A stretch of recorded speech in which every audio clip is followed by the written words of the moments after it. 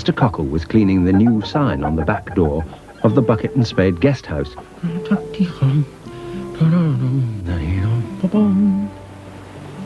Robin, Rosie, come on quick, but be quiet.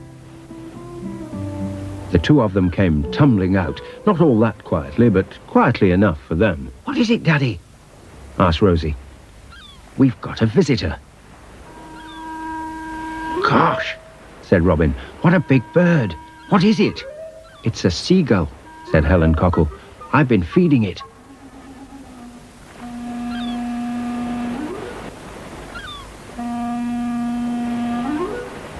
Mummy, said Rosie, there's something funny about its wing.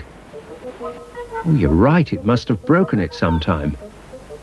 Poor thing, said Rosie. It's very tame, she said. But just as she said it, the seagull squawked. It made a jump, and Robin thought that was very funny. Don't you laugh, you're silly, said Rosie. Well, said Robin, you're a scaredy cat. I am not. That's enough, you two, said Mrs. Cockle. You're never happy unless you're squabbling. It wasn't quite true, but it was true enough, and Robin and Rosie calmed down. Well, I must get on with some work, said Mr. Cockle. And so must I, said Mrs. Cockle.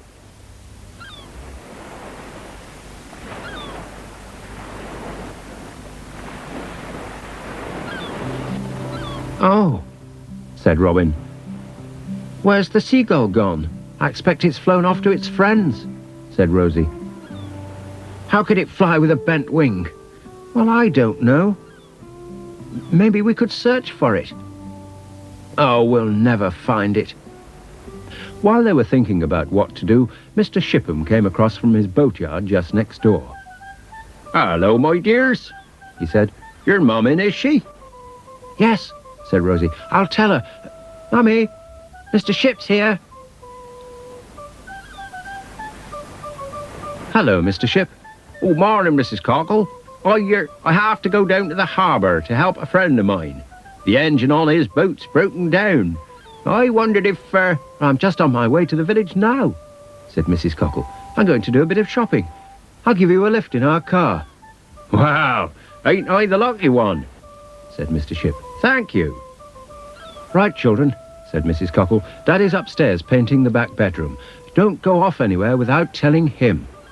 Can we go in your yard, Mr. Ship? Asked Robin. Well, yes, said Mr. Ship, but don't mess about with any tools or paint, or I'll keel-haul the pair of you. Bye-bye. Bye. And then Mr. Ship and their mother went off. Bye, Mum. Bye, Mr. Ship. I'll tell Dad where we're going, said Robin. We're going into Mr. Ship's yard, Dad. All right. And I've got 1, 2, 3, 4 biscuits. You'll get fat, shouted Mr. Cockle. Bye then. Bye. Bye. The two of them went across the grass and through the hole in the fence into Mr. Ship's yard. Let's have a look at the donkey, said Robin.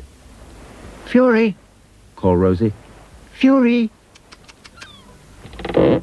Mr. Fingle's donkey came from the back of its stall and pushed its great, gentle, hairy face at them to be stroked. I think he's hungry, said Rosie. He always is, said Robin. Give him one of our biscuits. But Fury took 2. Oh, we'd better keep the others in case we get hungry, said Robin, and Rosie agreed. They gave Fury a last pat and went to have a look at Mr. Ship's old boat. It looked just the same as it always did, with the same bits missing from the same places. Perhaps we could mend it for him, suggested Robin, but Rosie said, oh, no, Mr. Ship said we're not to touch his tools. All right then, let's build our own boat and sail that round the world. Oh, yes! Rosie thought that was a smashing idea, and they started to look around for things to build it from.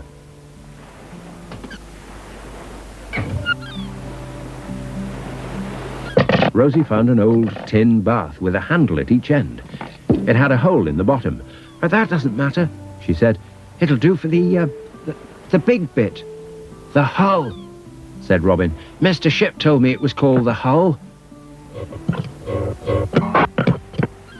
"And I've got an empty cardboard box for the bridge." "That's where the captain stands," said Rosie. "Yes, I know." "There." They looked at it. "It's got a hull," said Rosie. "And it's got a bridge," said Robin. It ought to have a mast. "And a sail." "Yes." "There's the yard brush. I'll go and get it." While she was away, Robin found an old sack for the sail that was only a bit dirty, and then Rosie came back with the yard brush, and it didn't take them long at all to get their boat finished. "Now," said Robin, "let's sail round the world. Who's going to be captain?" "Well, I'll be captain and you can be the crew." "Why can't I be captain?" "'Cause I'm bigger than you," said Robin. "No, you're not." So they stood back to measure who was tallest. But of course, then they couldn't see themselves. So in the end, Robin said, "I know. Let's take turns at being captain." And Rosie agreed. Then they set sail on their long voyage. "A whale! Ship ahoy! Land ho! Hoist the mainsail!"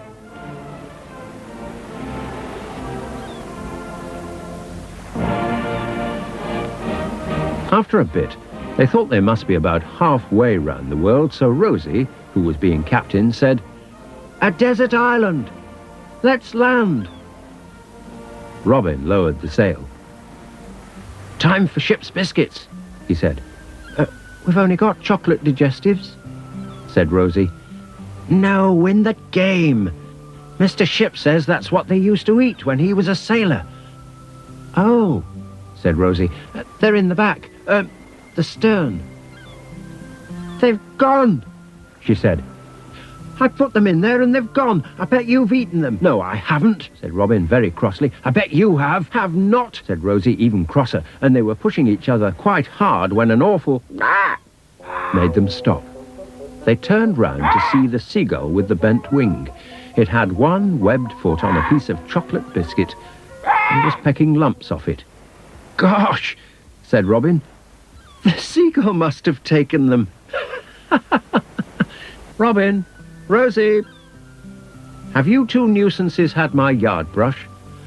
"Oh, yes, Mum," said Robin. "It's the mast of our ship." "Oh, that's good," said Mrs. Cockle. "But I'm afraid you'll have to put into harbour for repairs. I want to sweep the path." They fished the brush out of the cardboard box. "Mummy," said Rosie, "the Seagull's stolen our ship's biscuits." "Oh, it must be a pirate seagull." "A pirate?" said Rosie. "A pirate's a bad sailor who robs other sailors and sinks their ships," said their mother. "Oh," said Robin. "Can we give him a pirate name?" Said Helen Cockle, thinking. "How about Ben Gunn? He was quite a nice pirate." "Oh, yes," said Robin and Rosie, both together. "Now, come in and have some lunch. You can sail round the world again this afternoon when I've swept the path." They both thought that was a very good idea. "Bye-bye, Ben Gunn," they said, and the Seagull squawked.